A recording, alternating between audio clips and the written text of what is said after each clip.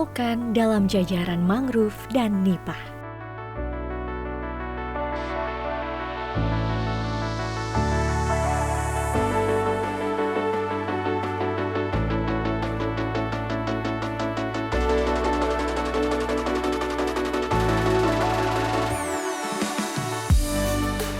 Menyelami gua bawah laut.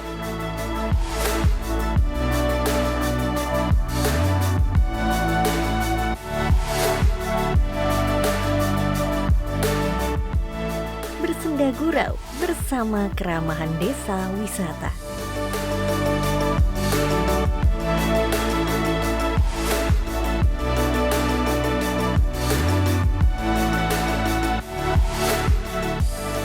Bersama Minati Rohanta, inilah Butong, Negeri Seribu Benteng.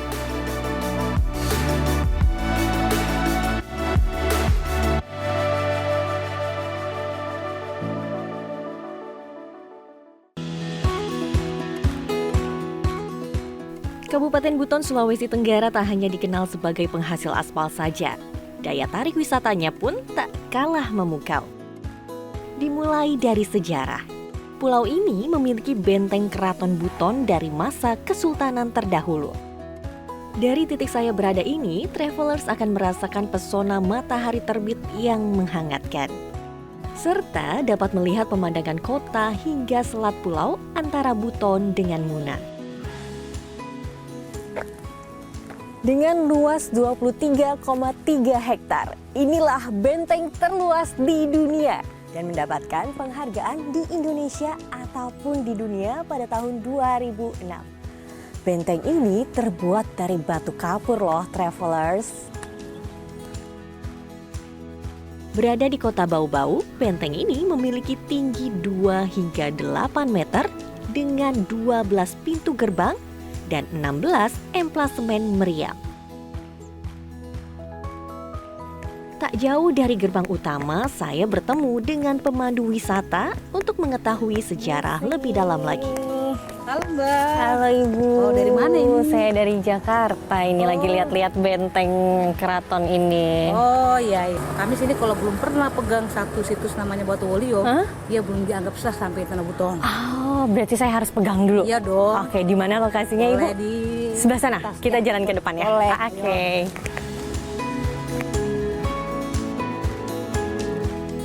Saya pun langsung diajak menuju Batu Walio atau Batu Yigandangi yang tak jauh dari gerbang utama. Silakan dipegang dulu. Iya, selamat datang Bu, saya ucapkan selamat datang di Pulau Buton Bu ya. Pulau Buton dulu, Pulau Buton ini ceritanya dia tuh seperti dia pulau yang tertutup sama Lautan. Ini sama lautan. Ah. Ya. Dan yang muncul duluan itu kan tidak sepermukaan laut seperti ini, batu ini. Batu ini dipercaya Ya, sebagai batu yang muncul. di permukaan laut. Iya. Tepat di belakang batu tersebut terdapat makam Raja Buton ke-6 yang menjadi sultan pertama Kesultanan Buton.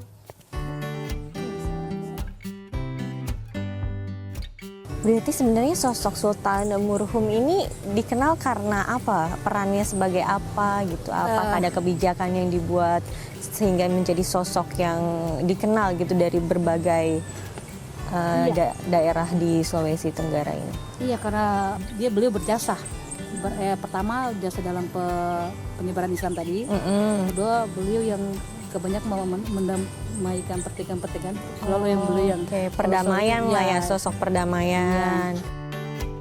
Nah, bangunan yang masih tersisa sejak Kesultanan ini ialah Masjid Travelers. Masigi Ogena, berarti ini yang tadi Ibu bilang, Masigi Masjid Ogena besar, masjid besar. Besar, ini sudah ada sejak Kesultanan dahulu, Bu? Iya, usia masjid dia untuk per tahun ini ya, dia sudah 311 tahun. 311 tahun, wow.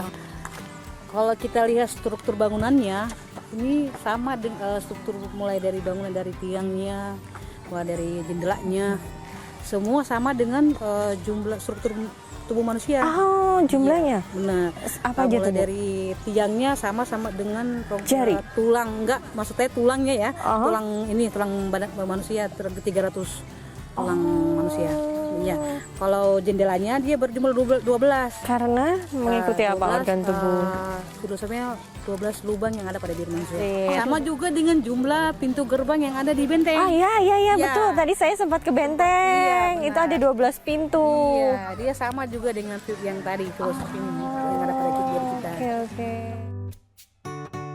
Selain sejarah, Pulau Buton juga menyimpan keindahan alam seperti air terjun. Kami pun beranjak menuju desa Limbobungi.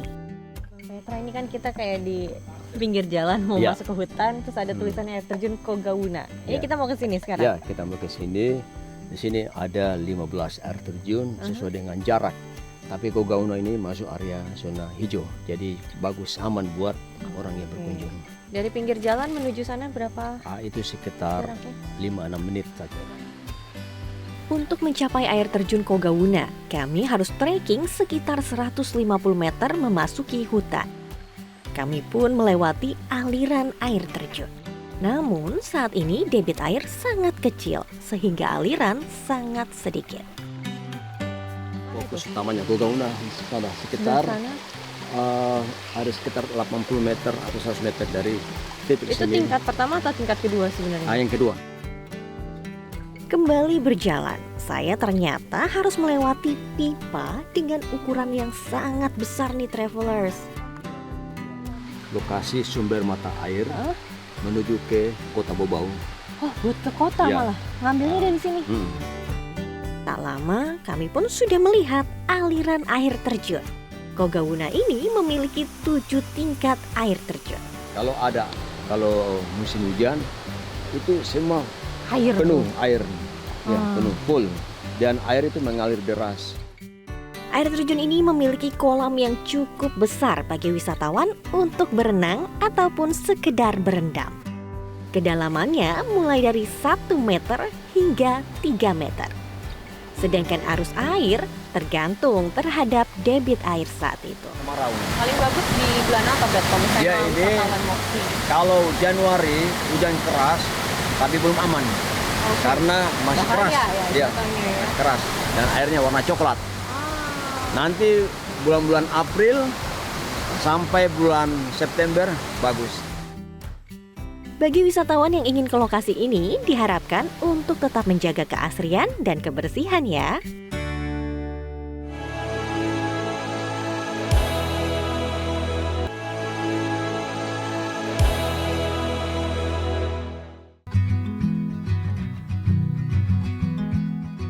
Desa Waswemba di Kabupaten Buton, Sulawesi Tenggara memiliki potensi wisata yang berbeda. Desa wisata ini memiliki pantai pasir putih, perkebunan kelapa, dan keramahan warga. Salah satu wisata yang unik ialah akuarium alami, atau warga lokal menyebutnya dengan Ee Tobungku. Lokasinya berada di jembatan lingkar pinggir pantai Lohanduru. Pohon mangrove pun berada di tengah-tengah jembatan, menambah kesan kesejukan.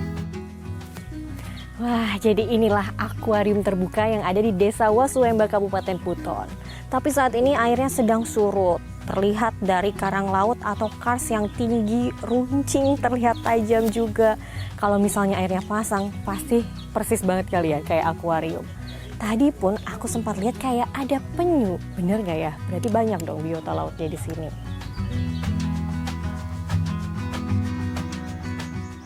Wah, benar saja nih travelers. Ada penyu hijau loh di sini.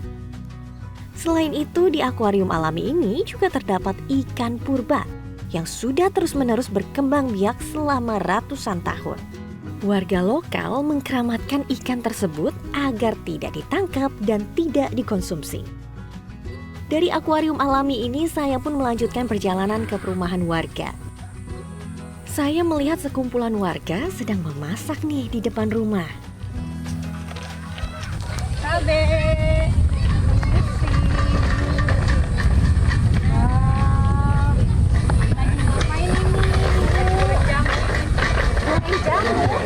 Jambu apa? Oh, jambu mete. Oh, ini kacang mete ya. Oh, gorengnya seperti manual ya. Tidak pakai bumbu apa-apa. Tidak, langsung alami. Wow. sekitar 15 sampai menit. 25 menit, 15 sampai 20 menit. Tergantung apa api ya? Apinya kalau apinya bagus, apinya lebih bagus. Apinya langsung dari batu kelapa lagi ya? Iya. Dibakar. Agak keras ini. Tidak biasa. Iya. Ini. Nah, itu yang Saya coba ya. iya. Enak banget. Wah, ini fresh banget ya, fresh from the oven kalau kita bilang. Enak banget, enak banget. Gurih ya rasanya. Padahal tidak ada campuran apa-apa ya.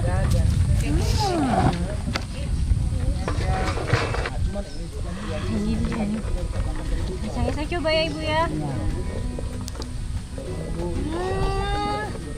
Beda sama ya kalau beli di toko. Asli. Asli. Gurihnya ada apa? Ini bener manual ya pembuatannya, jadi fresh from the oven. Menarik sekali. Jadi tidak pakai bumbu apa-apa ya, asli ya.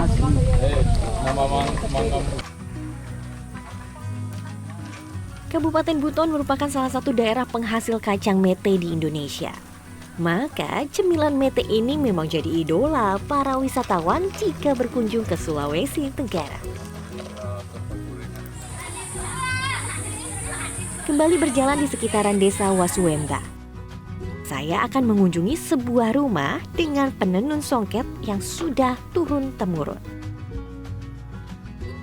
Saya kan melihat perbedaannya di sini ya Bu, ini benangnya seperti mengkilap gitu warnanya. Itu oh, ini tapi benang baju. Bisa dicuci aman, tidak rusak. Aman, tidak akan rusak. Jangan Sikat. Oh, nah itu biasanya warna alami pakai apa Ibu?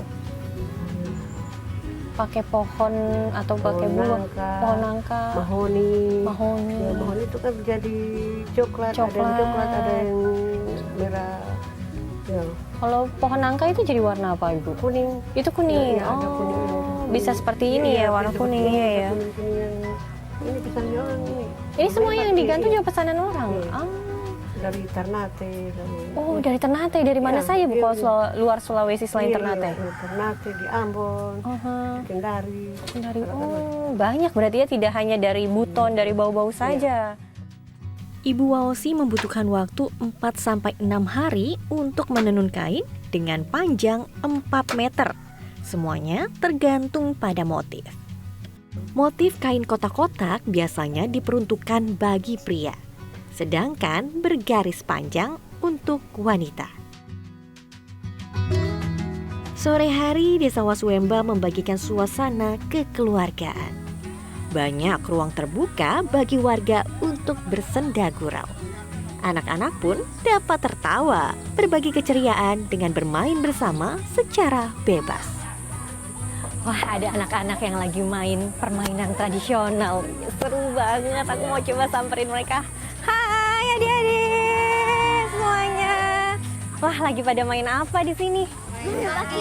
Bakiak sama engrang ya? Iya. Wah, kalian gak ikut main? Atau kalian main yang lain? AC namanya? Iya. Oke, nanti kalian main di sini juga. Aku boleh ikut bareng kalian nanti? Boleh ya? Oke, sekarang kita lihat ini dulu ya.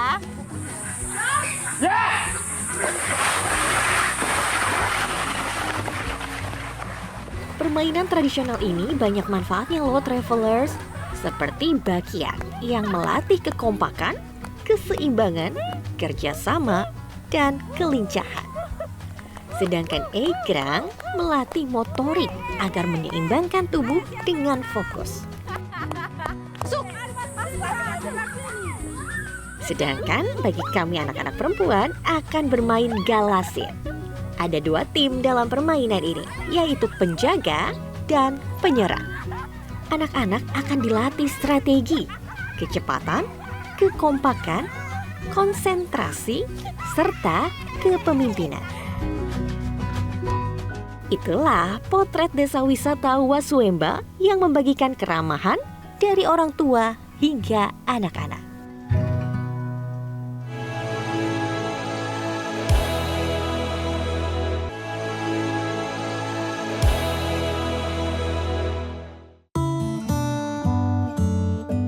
Amazonia, Indonesia.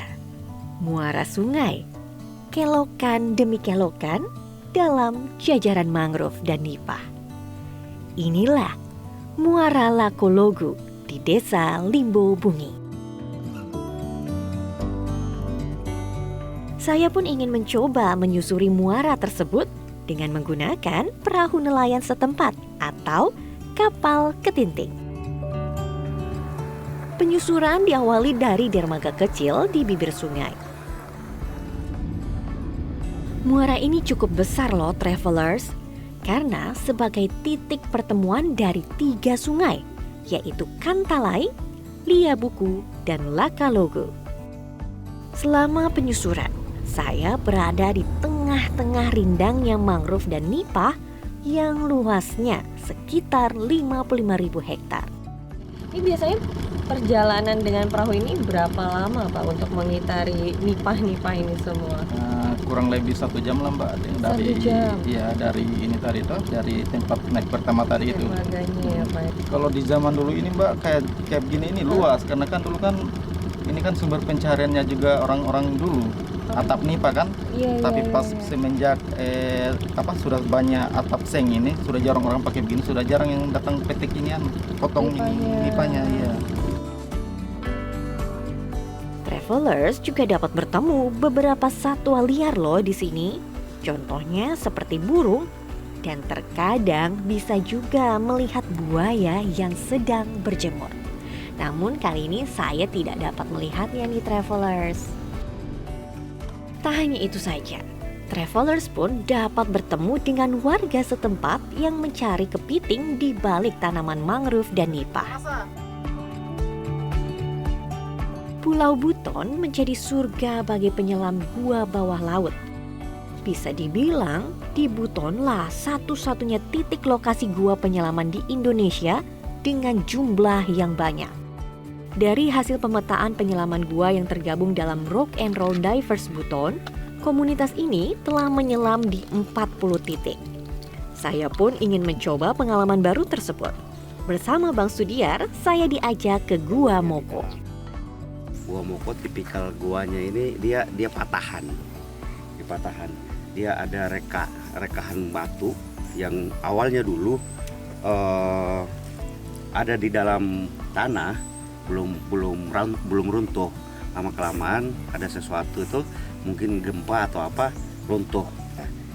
Untuk di cave diving itu sih sebenarnya ada beberapa level, ada beberapa tingkatan.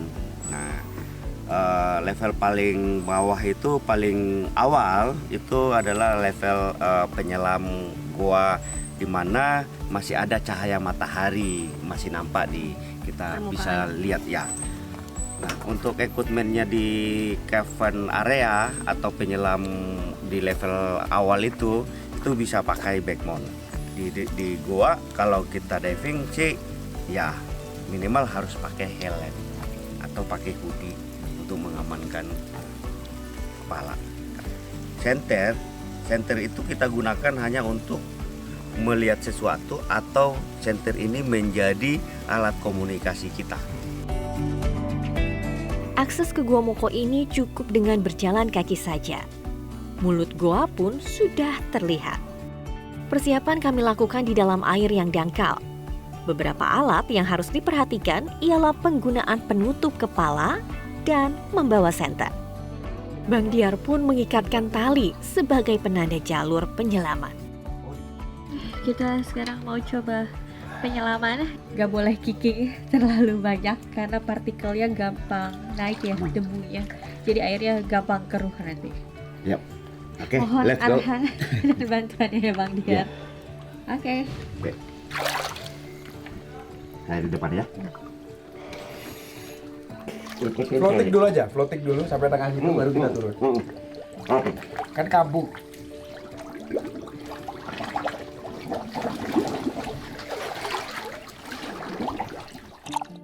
Penyelaman gua ini diperuntukkan bagi yang berpengalaman ya travelers. Karena lisensi saya hanya open water, saya hanya di mulut gua saja dengan pancaran cahaya matahari yang masih menembus permukaan air. Kedalaman mulut gua ini mulai dari 2 hingga 6 meter.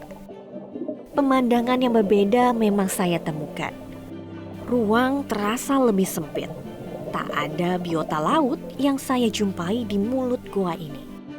Hanya dinding-dinding yang megah dengan bentuk stalaktit dan stalagmit. Jarak pandang yang terbatas dan gelap mengharuskan penyelam menggunakan senter.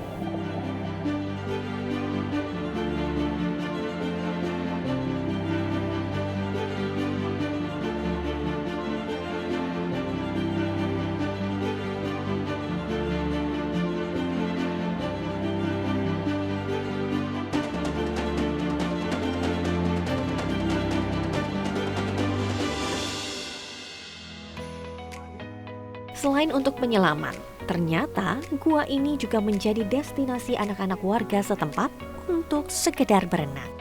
Air payau, tak ada arus. Anak-anak pun dapat bebas melompat ke mulut gua yang cukup dalam ini. Inilah keseruan yang ditawarkan di bumi Anoa. Tertarik untuk berwisata ke sini? Ayo ke Sulawesi Tenggara.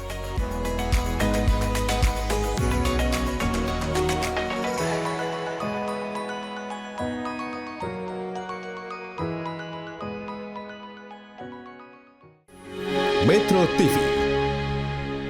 Jelajahi cara baru mendapatkan informasi. Download Metro TV Extend sekarang.